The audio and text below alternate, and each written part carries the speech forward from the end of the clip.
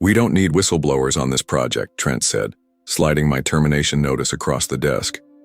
"My name is Russell Kane, 46 years old, and, until 5 minutes ago, the lead foreman at Driftline Construction's biggest commercial project in Spokane. 23 years in the industry, 16 as a foreman, and this was the first time I'd ever been fired for doing my job right." I just nodded, took off my hard hat, and placed it on his desk without a word. The site office trailer smelled like coffee and printer toner. Outside, I could hear the excavator working on the foundation expansion. The crews would be moving to steel erection next week, and now I wouldn't be there to make sure it went safely. "You gonna say anything?" Trent asked, leaning back in his chair trying to look casual. But I caught the tight grip he had on his pen. Nervous. New guys always get nervous when they think someone might make a scene. "Nothing to say," I replied, standing up. "I'll clear out my locker." He looked surprised, maybe even disappointed. People like Trent feed on confrontation. They need it to justify the things they do. Take that away, and they're left facing their own choices. "Look, Kane," he said, voice softening into that fake reasonable tone. "It's not personal. We just have different visions for how to run a tight schedule. You're old school. Very by the book. But deadlines are deadlines." I nodded again. "Got it." Then I turned and walked out. The job site was busy. Framers setting up for the 3rd floor, electricians roughing in the service entrance, concrete guys finishing a pour at the east entrance. Good men, skilled men, men with families who deserved to go home to them every night with all their fingers and full use of their limbs. Men who were working without proper fall protection, alongside unlabeled chemical drums, near unmarked live wires. I cleaned out my locker methodically. Work gloves, extra boots, safety manuals. The pictures of my son's graduation and my daughter's wedding that I'd taped inside the door. 23 years of showing up, doing things right, making sure everyone made it home. And Trent had been on site less than 2 months. As I walked to my truck, Keith from the electrical crew jogged over. "That true? He let you go?" "Yeah. Because of the safety reports?" I just shrugged, threw my bag in the cab.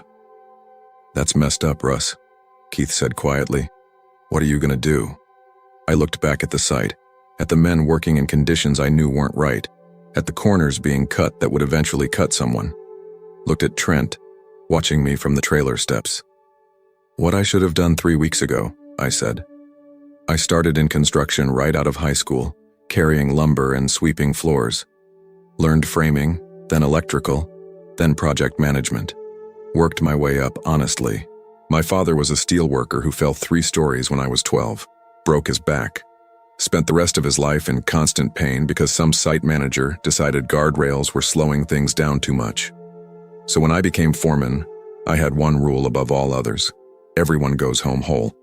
Driftline hired me 5 years ago to straighten out their safety record after a series of minor accidents threatened their insurance rating. I delivered. Clean sites, proper procedures, training programs that actually stuck. The company's recordable incident rate dropped to nearly 0. Productivity went up, not down. Turns out, people work better when they're not worried about dying. Then the Lewis Creek project came in. $15 million, tight schedule, high profile. And suddenly the company brought in Trent Holloway from their Seattle office to expedite things. First week, he seemed okay. Energetic, ambitious. Called me the safety guru like it was a compliment. But by week 2, the cracks started showing. "Russell, do we really need to inspect every harness daily? Weekly's fine, right? This containment setup is overkill. Just tell the guys to be careful with the chemicals. Can we get the electricians started before the lockout process? We're falling behind." Each time, I'd explain the regulations, the reasons, the risks. Each time, his smile would get tighter, his eyes a little colder. Then I walked into a morning briefing and heard him tell my crew to get it done however you need to, just meet the milestone. I stayed afterward, closed the trailer door. "You can't tell them to ignore procedures," I said evenly. "I didn't," he shot back. "I'm just not micromanaging grown men who know what they're doing. Those procedures keep them alive." He laughed. Actually laughed. "Come on, Russell. You've been in this business long enough to know how it works. We say all the right things for the client tours and corporate visits, but day to day we do what it takes to hit the schedule. Not on my site." That's the problem. His voice hardened. You think it's your site? After that, I started keeping records. Took photos with my phone. Missing guardrails, improper scaffolding, blocked emergency exits. Made notes of every conversation where he pushed back on safety measures.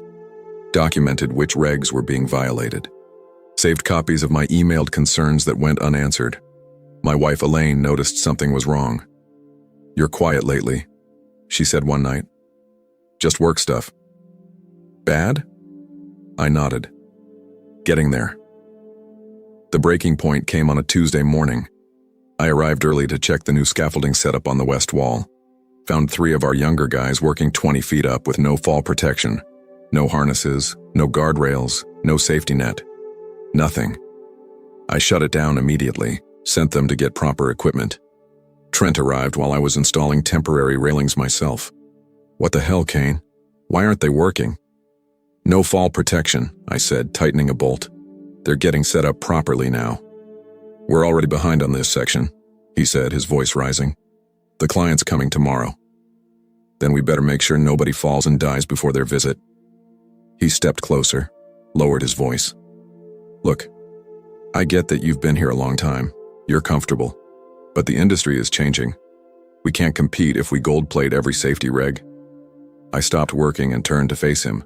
Gold plating? We're talking about basic fall protection, required by law. Required when OSHA's around. He smirked. Come on, Russell. Be reasonable. Something in me went very still. I'd been trying to work with this man, to educate him, to find middle ground. And suddenly I saw the truth. He knew better.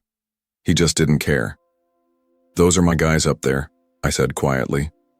Caleb's got a baby due next month. Luis is putting his kid through college. They trust me to make sure they go home to their families. They're grown men. Their safety is their responsibility. I stared at him, really seeing him for the first time. That's not how this works. That's not how any of this works. Look, he sighed. Just sign off on the inspection so we can keep moving. I'll take responsibility if anything happens. No, you won't, I said flatly. You'll blame them. Or me, whoever's convenient. His face changed then, hardened into something ugly. Are you refusing a direct instruction? I'm refusing to falsify a safety inspection. Yes. Then we've got a problem.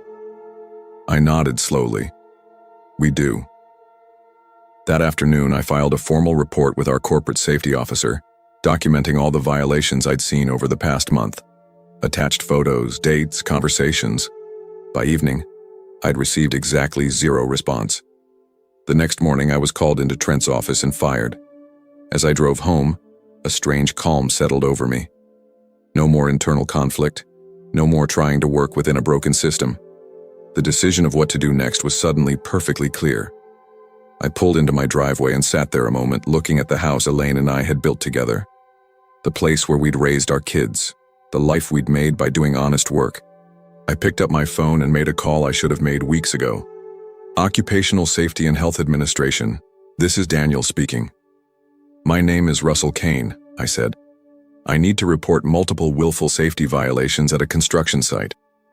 I can help you with that, sir. Can you tell me the nature of the violations? I've got photos, documentation, dates, names. Everything you need. There was a pause, the sound of typing. Are you current employed at this site, Mr. Kane? No, I said. I was fired this morning for refusing to falsify safety inspections. I see, Daniel said, his voice sharpening with interest. In that case, let me transfer you to our whistleblower protection division. They'll want to hear this right away. The OSHA investigator, a woman named Paula Henderson, met me at a coffee shop downtown the next morning. She was all business. Crisp pantsuit, recorder on the table between us, notepad already filled with half a page of notes before I'd even sat down. Walk me through the timeline, she said after introductions. I laid it all out. The gradual erosion of safety protocols after Trent arrived. The specific violations I'd documented. The reports I'd filed internally that went nowhere. The confrontation that led to my termination. And you have evidence of all this? She asked. I handed her a flash drive. Every photo dated and tagged with location, daily logs, email exchanges, voice memos from conversations. It's all there. She tucked it into her bag. This is thorough, Mr. Kane. I've been in construction my whole life, I said. I know what happens when safety gets sacrificed for speed. She nodded, made another note. We'll review everything and determine next steps. The whistleblower protections mean your former employer can't retaliate. She stopped when she saw my expression. But they already did. They fired me before I filed the report, I said. Different situation. Not necessarily. The law protects internal safety complaints too. We should discuss a wrongful termination claim. She passed me her card. In the meantime, we'll be conducting a surprise inspection within the next few days. We may need you to verify certain details. I thanked her and headed home, feeling better than I had in weeks. The system was working like it should. Things would get fixed. Then my phone rang. It was Keith from the electrical crew. Russ, you need to know something. Trent called an all hands this morning. Told everyone you were fired for falsifying timesheets, padding hours. Said there's an audit coming. My stomach dropped. That's a lie. Everyone who knows you figured as much. But he's setting you up, man. Said anyone caught talking to you about company business would be considered part of the fraud. He's trying to isolate any potential witnesses, I said, thinking out loud. Gets worse. He brought in some corporate guy who gave this whole speech about disgruntled employees and protecting the company's reputation. They're making everyone sign new NDAs. After we hung up, I called Paula Henderson immediately to update her. She listened carefully, then said, "This changes things. They're actively obstructing. We'll move up the inspection." But an hour later she called back, her voice tight with frustration. "We've hit a roadblock. Someone at Driftline filed a counter-complaint alleging you violated company policy by removing confidential documents and photos from the site. They're demanding everything be returned before any inspection can proceed." "That's not how OSHA works," I said. "No, it's not," she agreed. "But they've gotten a sympathetic ear somewhere up the chain. Someone's trying to slow walk this." "So what happens now?" "We fight it, but it'll take time. They're also claiming the site has already addressed any potential safety issues, which means we'd need to establish that violations were present at the time of your complaint." I hung up and sat at my kitchen table, staring at nothing. Trent wasn't just covering his tracks. He was building a case against me, painting me as the problem. My phone buzzed with a text from a number I didn't recognize. "This is Luis from the site, using friend's phone.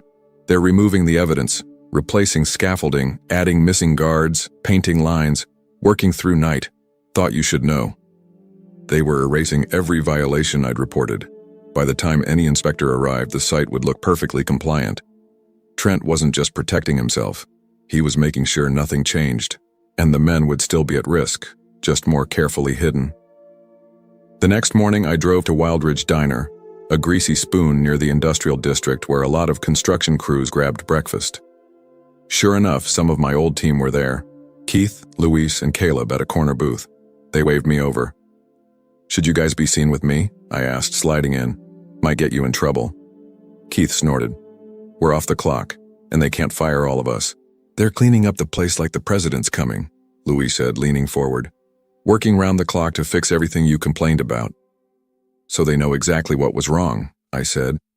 "They just didn't care until someone might check." Caleb, the youngest of the group, looked troubled. "That's not all. I overheard Trent on the phone yesterday. He was talking to someone about you, saying they needed to check his work history, find something to discredit him completely." A cold feeling settled in my stomach. "They're looking for dirt." "I don't think it's just Trent," Keith said quietly. "I think this goes higher, way higher." "What do you mean?" He glanced around, then pulled out his phone, scrolled to a photo, and passed it to me. It showed an email on someone's computer screen. The subject line read, "RE Lewis Creek Project, Schedule Recovery Plan." The body of the email was brief. "The board has approved the revised approach. Safety protocols may be adjusted as needed to meet the October completion date. Documentation should reflect full compliance regardless of field conditions. The Lewis Creek model will be implemented company-wide if successful. Bonus structure attached." The sender was Jeffrey Vaughn, Driftline's CEO. "Where did you get this?" I asked, my mouth dry. "Trent left his laptop open when he got called to the site yesterday. I happened to walk by." I stared at the photo, pieces clicking into place. This wasn't just a rogue project manager cutting corners. This was corporate policy, hidden behind a paper trail of fake compliance. They were testing it at Lewis Creek before rolling it out everywhere. "October is impossible," I said. "That's 2 months ahead of schedule." "That's why they brought in Trent," Louis said. "He's their hatchet man, gets impossible results by breaking every rule in the book. And blaming someone else when it goes wrong," Keith added. I handed the phone back, thinking hard. Has he done this before? They exchanged glances. "There's rumors," Caleb said finally. "About a project in Seattle last year. Guy fell, got hurt pretty bad. The foreman took the blame, something about improper training. But word is the real issue was equipment that wasn't up to code." "The foreman got blacklisted," Keith added. "Couldn't get hired anywhere in the state. Eventually moved east, I think." I pulled out my own phone, made a note of the Seattle project. "I need to find that foreman." "What are you going to do, Russ?" Luis asked. "They're covering their tracks. By the time any inspector shows up, the place will look spotless." "And they're gunning for you," Caleb added. "My cousin works in HR. Said they're building a termination case that'll make it look like you were stealing from the company for years." I looked at these men. Good men who just wanted to do their jobs and go home safe. Men being put at risk by executives who'd never set foot on a scaffolding in their lives. "I'm not sure yet," I said slowly. "But I know this. What they're doing isn't just wrong, it's criminal. And now I understand it wasn't just Trent. This is the whole company choosing profit over lives." As I drove home, a plan began forming in my mind. I couldn't just expose the violations at Lewis Creek anymore. I needed to expose the entire system. And to do that, I needed more evidence. Evidence they couldn't erase overnight. And I knew exactly where to start looking. Finding Derek Hansen, the former foreman from the Seattle project, wasn't hard. A few calls to old contacts in the industry pointed me to Boise, where he'd finally found work as a basic laborer, a huge step down for someone with 15 years of management experience. He agreed to meet me at a truck stop outside the city. When I arrived, I almost didn't recognize him from his LinkedIn photo. The confident, smiling man had been replaced by someone who looked a decade older, with deep lines around his eyes and a permanent wariness in his expression. "Appreciate you coming," I said as we settled into a booth. "Wasn't sure I would," he admitted. "Driftline's not a name I like hearing." "I understand. I was a foreman for them until recently." His eyes narrowed. "Was? Got fired for raising safety concerns. Sound familiar?" The look that crossed his face told me everything. "Let me guess," he said bitterly.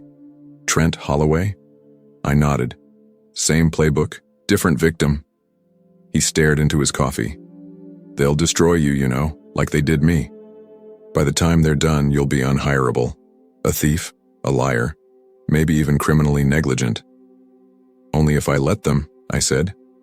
"I'm fighting back, and I could use your help." He laughed without humor. "What can I do? I tried filing complaints, tried going to the press. Nobody cared. One guy gets hurt, it's a statistic, and Driftline has very good lawyers." "But it wasn't just one guy, was it?" I pushed gently. "It wasn't just your project." He was quiet for a long moment. "No," he finally said. "It wasn't." Over the next hour, Derek told me everything. How Trent had been brought in to accelerate their project too. How safety violations became routine. How Derek's reports were ignored or lost. How when Jack Tremaine fell from faulty scaffolding, Trent had already prepared paperwork showing Derek had approved it despite known defects.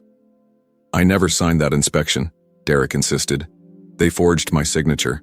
But by the time I could prove it, I was already fired, already blamed. Jack's family sued me personally, not the company." "Did you keep records?" I asked. "Photos, emails, anything?" "Some." He hesitated. "After everything fell apart, I was so focused on surviving that I just walked away.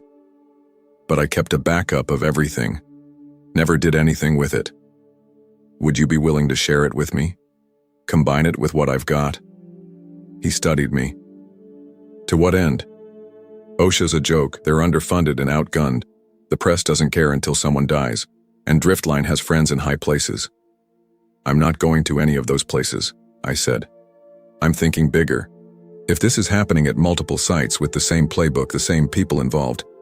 Understanding dawned in his eyes. You're talking about a pattern, a corporate conspiracy. I nodded. Federal workplace safety violations are criminal offenses if they're willful and repeated. With enough evidence, this goes beyond fines. People go to jail. The FBI, Department of Labor, has its own investigation division, and they work with the Justice Department on criminal cases. For the first time, I saw a spark of hope in his face. You really think you can make it stick? Not alone, I said. I need your evidence, and I need you to go on record. He was quiet for a long moment. They took everything from me, he finally said. My career, my reputation, my retirement. Jack nearly lost his life. His jaw tightened. What do you need me to do? For the next week, I worked around the clock. I combined my documentation with Derek's, creating a comprehensive case file showing the pattern across multiple projects. I reached out to other former Driftline employees through industry forums and social media groups. Found 3 more foremen with similar stories from other states. Meanwhile, I kept getting updates from my old crew about the Lewis Creek site. The hasty safety improvements were for show only. As soon as Trent thought the heat was off, corners started getting cut again. Men were still at risk. On Friday morning, 10 days after I was fired, I walked into the Department of Labor office in Spokane with a thumb drive, a stack of printed documentation, and Derek Hansen at my side. By afternoon, the wheels were in motion. Monday morning, 7:15 a.m. I parked across from the Lewis Creek site and waited. The timing had to be perfect. At 7:30, crews were gathered for the daily briefing. Trent stood on a makeshift platform, clipboard in hand, looking confident, probably telling them to push harder, move faster. At 7:42, exactly as planned, 3 black SUVs pulled up to the site entrance. 8 people in windbreakers emblazoned with DOL OIG on the back, Department of Labor, Office of Inspector General. The federal investigators who handle criminal workplace safety violations. 2 local police cruisers arrived seconds later. I watched through binoculars as they approached the security gate, showed credentials, and moved in. One team headed straight for the site office, another spread out across the site, cameras and tablets in hand. Trent saw them coming and froze mid-sentence. Even from a distance, I could see the blood drain from his face. He recovered quickly, plastered on a smile, and stepped forward to intercept them. The lead investigator, a woman I'd spoken with several times over the past week, didn't even slow down. She handed him a document, the federal inspection warrant, and walked right past him toward the office. 2 investigators peeled off and approached the workers, who had stopped to watch the commotion. They started taking statements right there on the spot, documenting everything before anyone could be coached or threatened. Through my binoculars, I saw Keith point to the northwest scaffolding, where I knew the guardrails were still missing despite being marked as complete in the safety logs. Another investigator was taking photos of the electrical panel I'd documented as improperly grounded. The site was shut down within 30 minutes. At 9:17, Trent was escorted to one of the SUVs, his face ashen.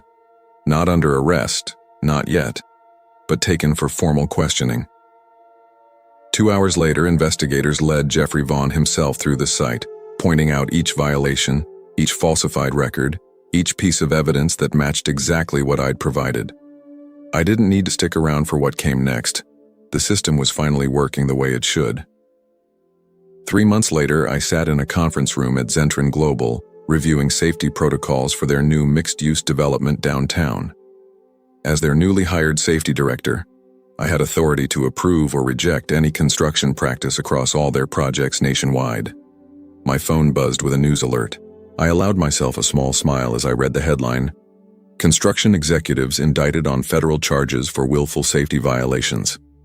The article detailed how Driftline Construction's CEO, COO, and 3 project managers, including Trent Holloway, faced criminal charges for conspiracy to violate workplace safety laws, falsification of records, and obstruction of justice. If convicted, They were looking at substantial fines and up to 5 years in federal prison. The company itself had been barred from bidding on government contracts for 10 years. Derek Hansen had been fully exonerated. The settlement from his wrongful termination lawsuit would fund his retirement. More importantly, he'd gotten his reputation back. My phone rang. Luis, now working as a foreman under me at Zentrin. "You see the news?" he asked without preamble. "Just now. They're saying the Lewis Creek building might get condemned. Too many structural issues from rushed work." There was satisfaction in his voice. "Karma's a beautiful thing. So is doing the job right the first time," I said. After we hung up, I walked to the window overlooking my new project site. Workers in proper safety gear moved with confidence across a well-organized site. Every guardrail in place, every harness inspected, every worker properly trained.